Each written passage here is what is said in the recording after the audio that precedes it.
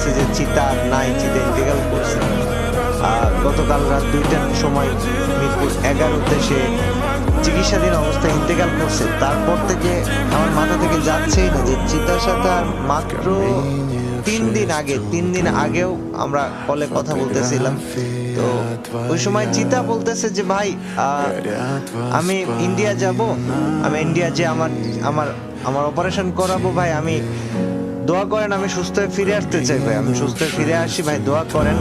আমরা ভাই মানে ও এই যে জব ব্রেকার স্কোয়াডটা, এটা বাংলাদেশের সব থেকে কনসিস্টেন্ট একটা স্কোয়াড।